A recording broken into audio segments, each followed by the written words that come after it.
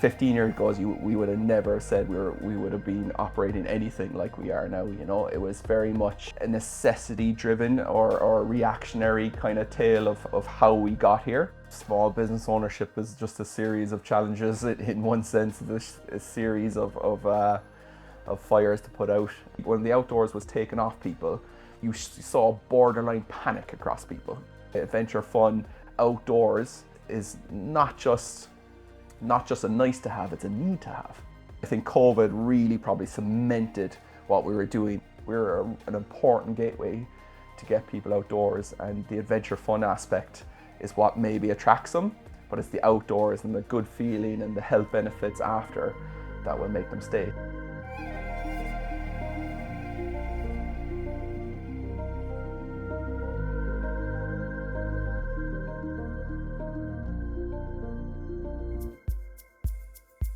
Eoghan McCarthy, part of Ballyhass Adventures Group. We're a series of activity centres here in Cork. Our real unique selling point all along was land, water and height, and getting three of those elements in on any given day.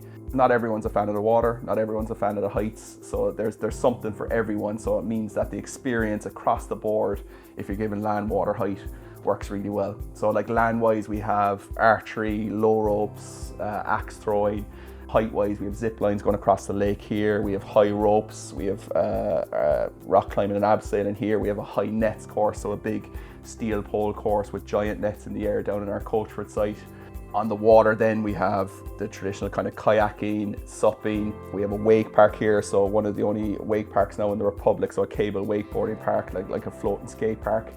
And then like our big inflatable water parks as well, which has been a real driver over the past couple of years. So we offer on both sites this land, water, height combination. And of course then we've added the saunas in the last couple of years as well, which has opened open water swimming to us, and sauna, dip, cold exposure, that kind of stuff. We're in Mallow here today in North Cork, based out of an old quarry. Buying the site came around for different reasons. When we first bought it, we were looking at a dive centre, for instance. Adventure came with looking at a gap in the market, looking at a gap in our availability, and looking at how can we make this facility work better. And it just happened to be at the time, you know, Monday to Friday was empty, who would utilise this? And I was like, actually, do you know what? We've worked with adventure providers before. They're always looking for calm water. They're always looking for heights, whether that be rocks and cliffs that we already naturally have here. And it was just this natural progression going, do you know what? This might work, and we need something for this period, at this period of the year. This site could be really good. And when we got our first few groups through, that was exactly what it was. It was like, actually, you know, it's not only good, it's perfect. It's one of these sites that is almost weatherproof because the high quarry walls, flat water, completely enclosed. It means it's a really consistent and sustainable way of operating in the adventure industry. So yeah, like definitely not intended to be here, but you know, everything fell in line and here we are. Currently our mission is to inspire an outdoor generation. 6-7 years ago now, kind of halfway through our adventure, and we knew this makes sense. This is where all the revenue is coming from. This is where we're getting most people through. And we got to a point where, well, okay, for the first time in our lives, maybe as a family, where exactly are we going, you know, or where is the end point? And rather than just reacting to things, like, where do we want to take this? And it took a bit of introspection to go, well, what have we been doing so far with the adventure, you know what I mean? And why, like, what's our mission based on what we've done? We were taking large groups of people, introducing them to the outdoors through instructor-led activities. And that's quite important because everything we do here is very introductory. We're not taking them down a grade 5 rapid river. We're taking them on a nice calm waters that's, you know, that can be gone out any time of the year, teaching them paddle stroke, teaching them safely how to get out in the water in a nice controlled environment for people who might not have done that before. We had this centre where schools were coming to us, families were coming to us, please introduce risk into our lives, introduce outdoors into our lives. Well, now obviously they didn't ask like that, but that's essentially what they're doing, and going, do it in a safe manner because we know the benefits of spending outdoors can provide. And it's really when we look back going, that's our role in this industry, is to introduce people and like inspire them to spend time outdoors with them and their families and their friends, you know. So like inspiring an outdoor generation, is that statement's quite intentional. The generation has come in because we've been running long enough now that we're getting multi-generational, you know. We had people who've come here on their school tours who are now teachers bringing their schools back. We've had people on summer camps who now are parents are bringing their kids back, you know. So there's the generational shift in the 15-20 years we've been running, that multiple generations have come through the centre. So we just want to be, you know, we want to be that point in the outdoor adventure where that we introduce them. We're, you know, we'll do courses, we'll progress them, but ultimately, you know, they can't do everything here at Ballyhass. Like, it's only a gateway to such a wide world of spending time outdoors and healthy lifestyles. And that's what we want to introduce people to and give them the skills to do it. So we're achieving that mission through affordability, accessibility, and education. They're the kind of three pillars we see of us trying to get to, you know, Ireland as an outdoor generation, that people spend that much, that they focus that much on the outdoors.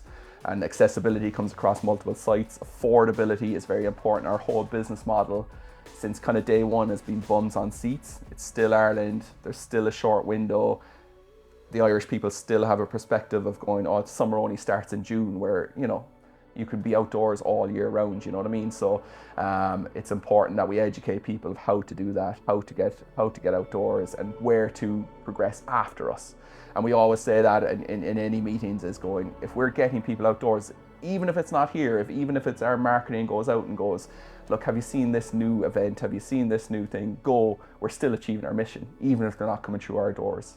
Ideally, they do come through the doors, get inspired, and do something else, and we give them the tools to go, now go on a kayak tour down in West Cork, or now go climb a sea stack in Donegal, or whatever it is, whatever the next step is, we give them the information, off you go, and mission achieved. And I think, yeah, that's the ultimate goal, you know. And it's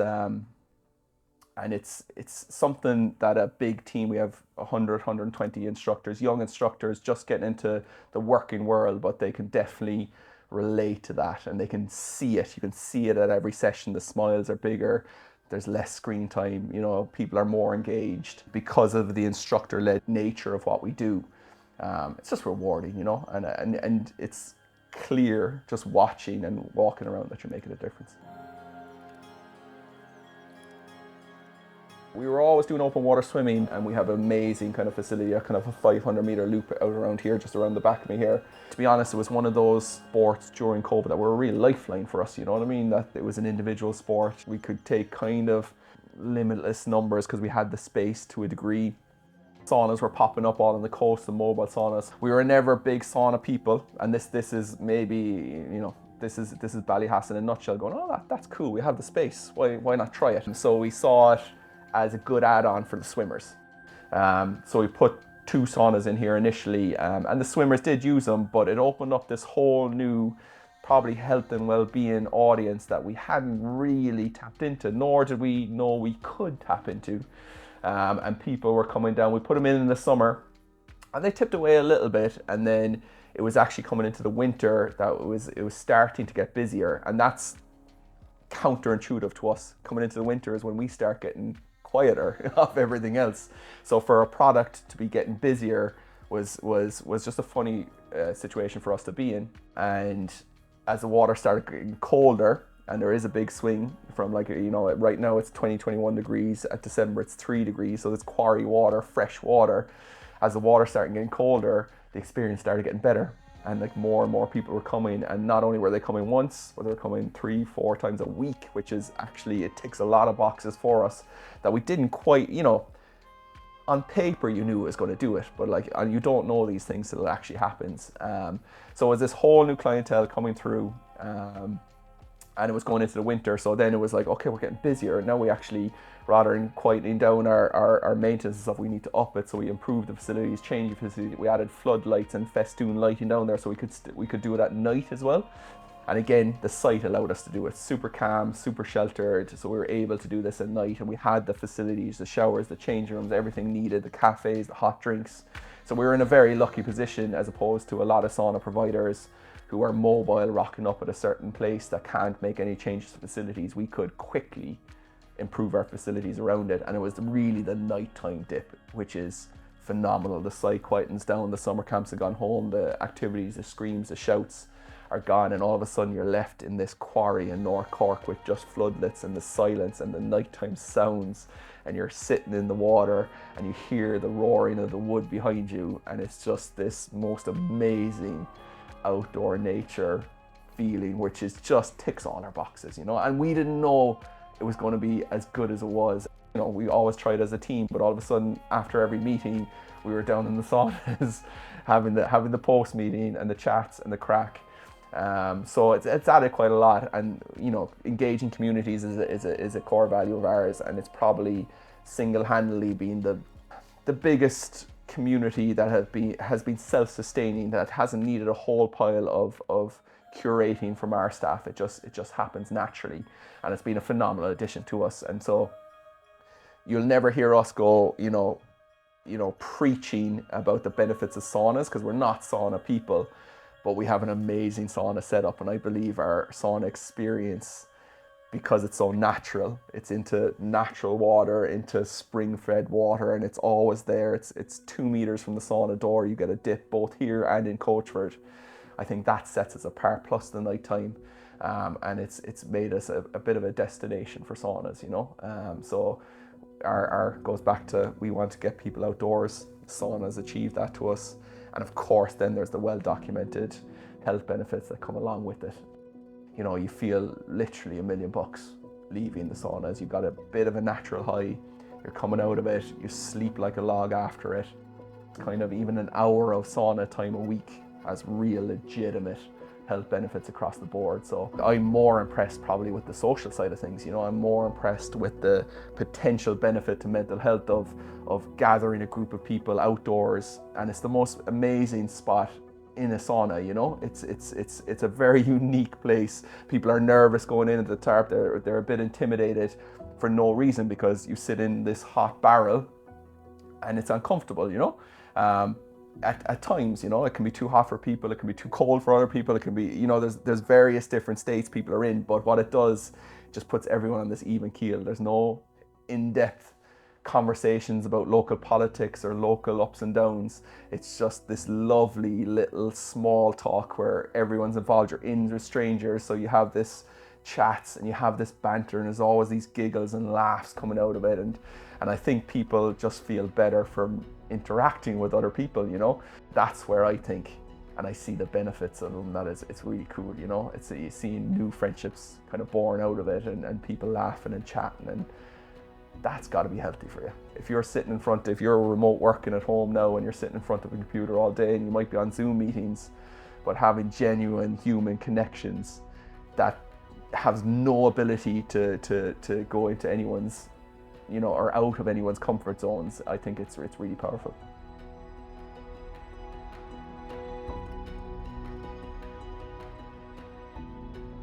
In 40 years of family business, there's definitely milestone challenges that you definitely look back at.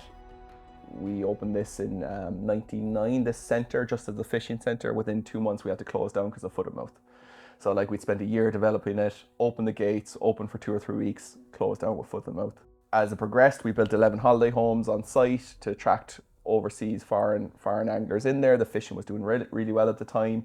Midway through building that complex, the housing market crashes. We can no longer sell the houses. We have to finance them ourselves midway through that. And on the back of that, our business falls through the floor, excuse me, in terms of now what was traditionally a cheap day out for anglers is no longer cheap. There's no money in the economy. They stop coming. What do? We've got Monday to Friday an empty site, 11 holiday homes to pay for, no one coming to them. And that led us down the adventure route. All these may be a blessing in disguise along the way. We get to a point on the adventure side of things where we're taking our max numbers, we're taking our highest throughput, and COVID hits. Dial back your numbers. You know what I mean? So like, if you look, I always look back at those maybe 3 milestones that were potentially catastrophic, potentially business ending, very nearly business ending on all 3 fronts.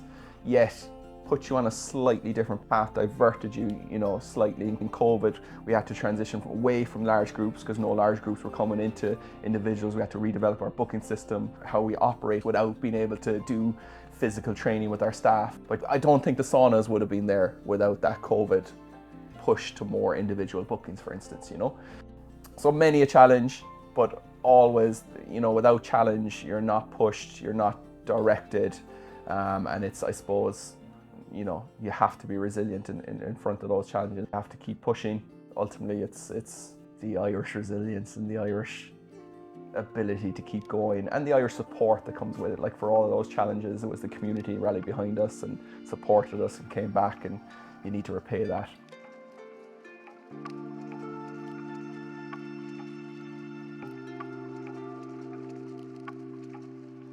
I think the dream for this business would be, you know, to achieve our mission, and the way I kind of see that is, you know, I'm outdoors with my family, I'm doing a hike abroad, and I meet somebody random, and I was like, geez, how did you get into this hike? And they're going, well, I spent, you know, I had this really cool session in a centre in Ireland that happened to be Ballyhass, and it just put me on this road to spending time outdoors, abroad, taking on bigger challenges, taking on bigger opportunities.